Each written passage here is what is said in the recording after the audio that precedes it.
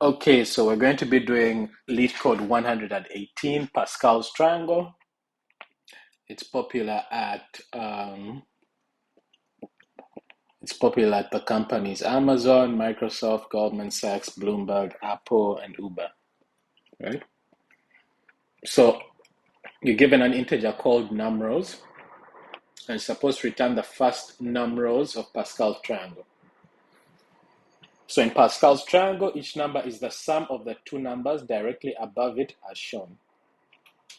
So it's the sum of the number above and the one above to the left, right? This one is the sum of this and this, but this is 0. Sum of this, but so you need to use certain intuitions to solve this, right? So essentially what we're going to be doing is, to solve this, we need to initialize, we create an overall triangle, right? And then we need to know certain things, right? So the first thing we need to know is that Pascal's triangle, right, starts from index 0, right? So at index 0, you have one value, right? At index 1, you have two values, right? This is index 1. At index 2, you have three values. At index 3, you have four values, right? So for each index, the number of values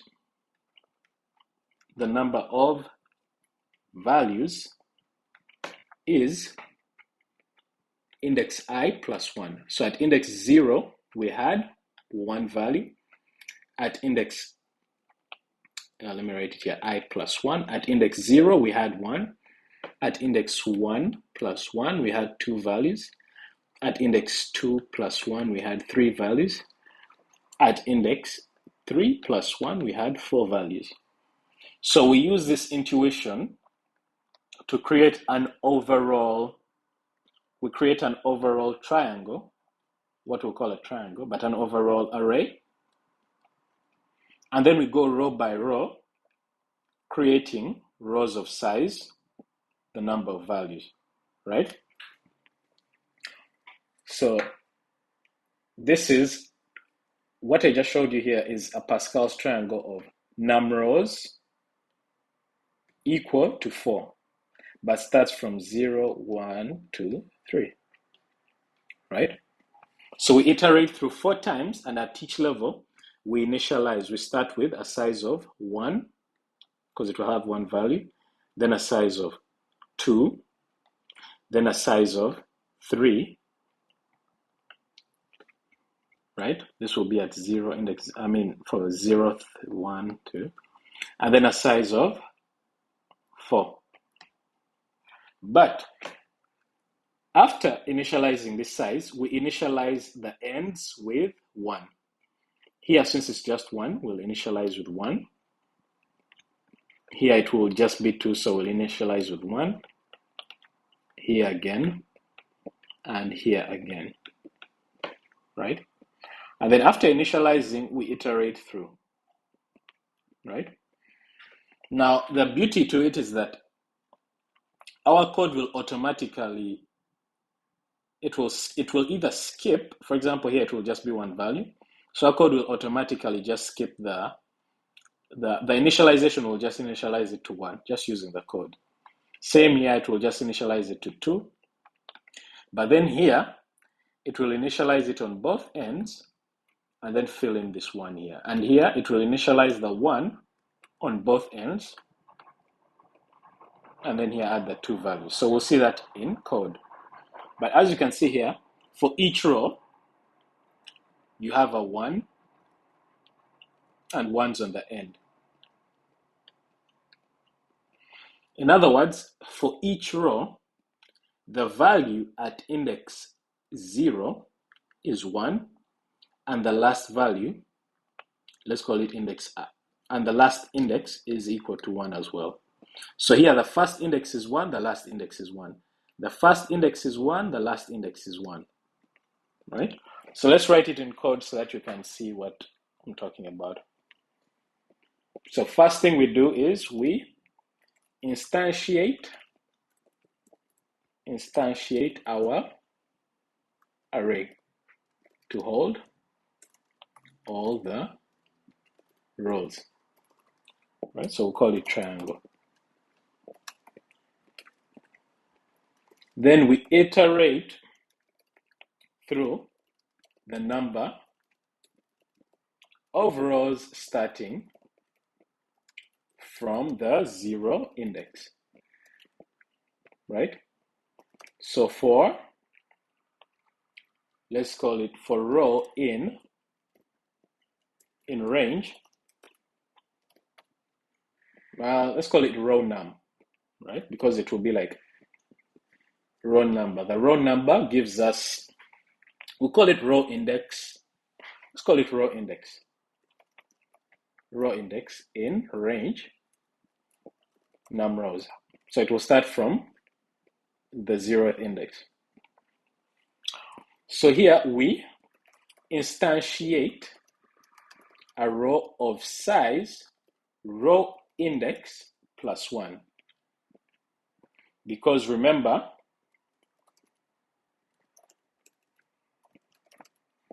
the number of values at each row is index plus 1, right? So here we'll have, we'll call it row is equal to none for underscore in range row index. So this will give us the number of values at each row, right? And I think we should add 1 here. Yeah, we need to add a 1 here so that row index 0 iterates through once at least, right? So we have 1. Then if it's row 1, it will be from 0 to 1, right? So we need to initialize the first and last indices of each row with 1, right? Let me show this to you in the code. For Pascal's triangle, the first and last are always 1, no matter how large it is, right? For each row, right? So that's what we're doing with the code that I'm going to be writing, right? So we do it by, we iterate from the first index. No, we initialize, sorry. So row at index 0 is equal to 1, and row at the last index is equal to 1. So let me show you how this will work for the first, because the first 2 rows they don't have much in them, right? So say we are here, 1,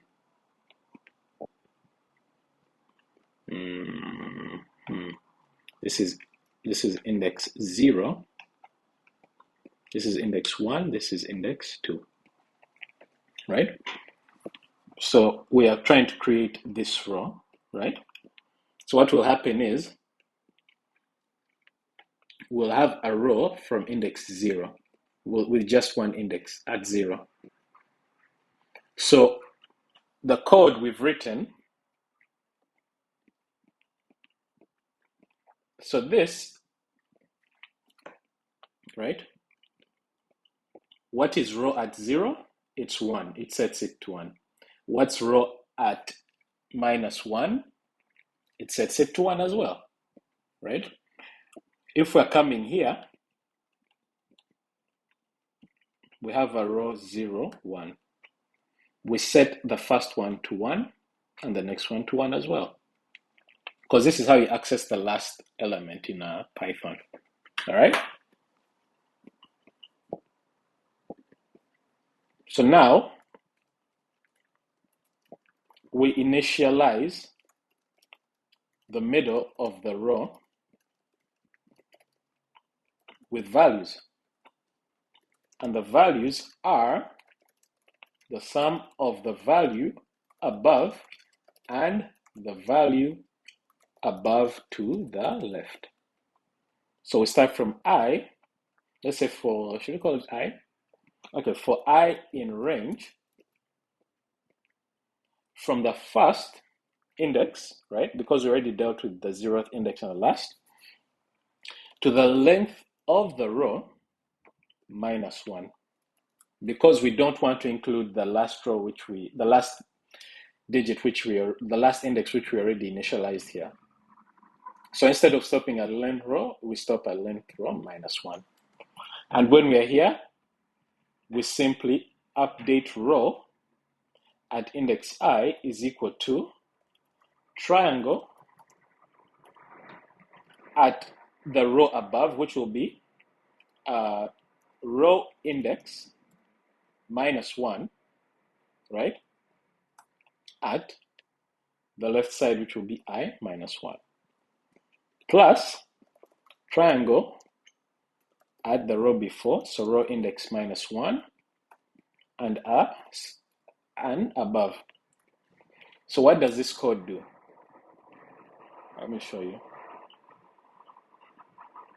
So what this code does is, for these first ones, it will, for the first index, right, which is 0, do we have an index at row 1? I mean, do we have an ith index here? No. So this code won't execute, right? This code won't execute for the first row. For the second row, we have our indices from 0, right, till 1. So it will get the length of this row, which is 2. 2 minus 1 gives us 1, right? So that means it will only execute this, right? Because remember, in Python, it runs from, when you give this range, right, it runs from 1 till the number before this. So it will simply go up here and fill this in for this one, and then move forward. So for here, we'll have 0, 1, 2, and we've initialized for this row, right? For row at index 2, we've initialized the first and last. It will just initialize for this one, right? It will go up here, row index minus 1, it will come up here, right? And then add I minus 1, which will be 1 minus 1 will be this one, right? So it will give us 2, right? And if we look here, you see, it gives us 2, right? It will go up and add this, it will add this to this and give us 2 here, right? That's what this is. It gets the one at index 0 and the one at index 1, these 2, and adds them here, right? So after we're done with that,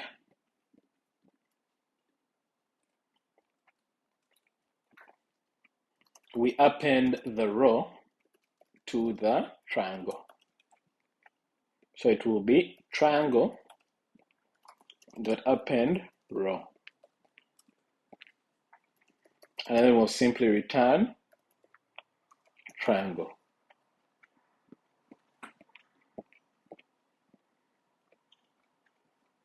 None for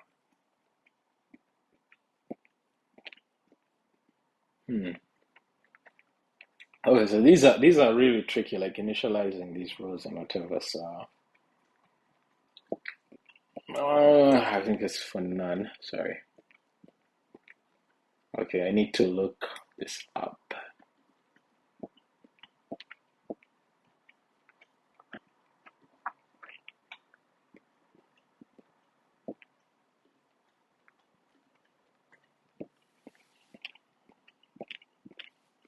None for, it looks correct, right?